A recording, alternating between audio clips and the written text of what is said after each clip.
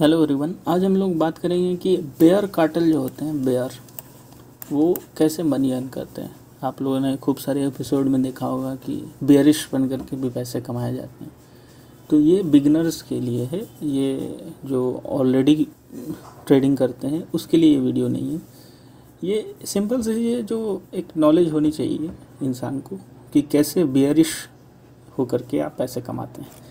तो मेरे पास एक ग्राफ है, ऑफ कोर्स बिना ग्राफ और चैट के तो हम नहीं समझ सकते।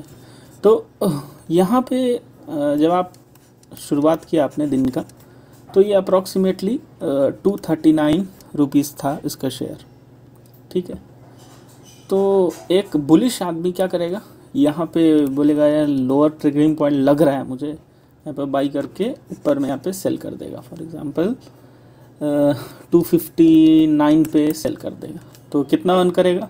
259, ये चीज़ अर्न करेगा। 259 माइनस 239, ये उसका किसका होगा? ये बुल का, जो मार्केट को ऊपर ले जाके पैसे कमाते हैं। वो नहीं ले जाते हैं, मार्केट ऊपर जब जाती है तो पैसे कमाते हैं। नाउ व्हाट विल हैपन कि एक बेयरिश आदमी कैसे सोचेगा, जो बेयर रहेगा वो कैसे सोचेगा कि लेट देम गो अप, ठीक है, क्योंकि आ रहा है ना। तो क्या करेगा? लेट देम गो अप, और वो अपर ट्रिगरिंग पॉइंट को देखेगा, अपर ट्रिगरिंग पॉइंट, ठीक है, या फिर मैक्सिमा। अगर आप साइंस के हैं तो मैक्सिमा समझ लो, मैक्सिमा पॉइंट उस डे का। तो ये मैक्सिमा पॉइंट अप्रॉक्सीमेटली मैं जहाँ तक देख पा रहा हूँ ये 305 पे। तो वो क्या करेगा? 305 पे शेयर्स खरीद लेगा। कितने? फॉर एग्जांपल 305 वाले प्राइस पे उसने 100 शेयर खरीद लिया।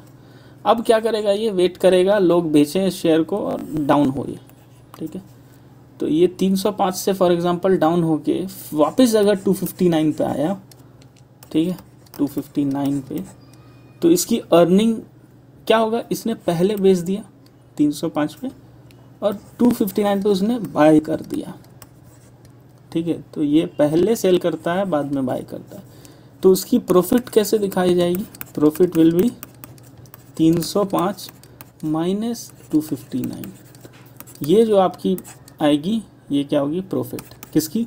बेयर की। नाउ एक इम्पॉर्टेंट चीज़ कि हमने देखा कि पहले हमने सेल कर दिया। तो ये कैसे पॉसिबल है? जब मेरे पास कुछ है ही नहीं तो मैं बेच कैसे सकता हूँ?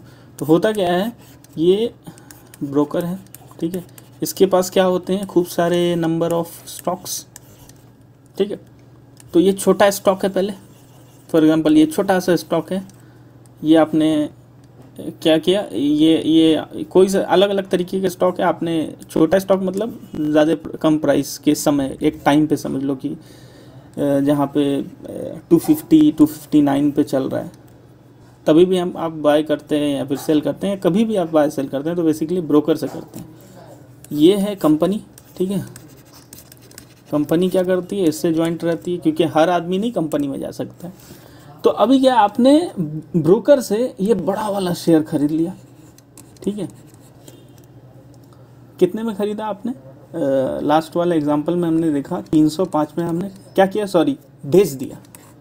ब्रोकर को बोला ये वाला शेयर बेच दो, ठीक है, इंट्राडे के अंदर में। और उसके बाद क्या हुआ?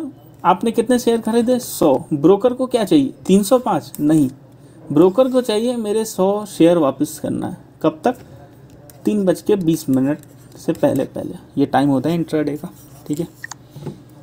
तो जब ये शेयर डाउन जाएगा और शेयर छोटा हो गया फॉर एग्जांपल, तो क्या होगा? ये 259 पे आ गया, तो इसने अच्छे से कमा लिया। अभी भी इसके पास ऑफ कोर्स 100 शेयर्स हैं, उस 100 शेयर पे उसने कमाया, ठीक है।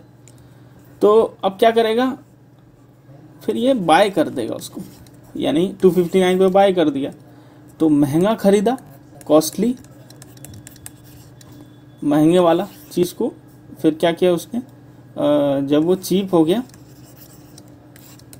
सॉरी महंगा उसने बेच दिया और चीप बाय कर लिया। तो इसमें थोड़ा सा उल्टा हो जाता है। जनरली हम, नेचर का लॉ है, पहले हम बाय करते हैं फिर सेल करते हैं। But the thing is, broker के पास स्टॉक्स होते हैं तो ब्रोकर आपको दे देता है इतने नंबर ऑफ शेयर्स, फिर शाम तक आपको लौटाना पड़ता है। और अगर आपने नहीं लौटा है तो भी एक प्रॉब्लम होती है, उसके बारे में हम डिस्कस करेंगे कैसे क्या होता है अगर आप नहीं बेच पाए शेयर को या फिर नहीं बाय कर पाए लास्ट टाइम में इंट्राडे पे। Thank you so much.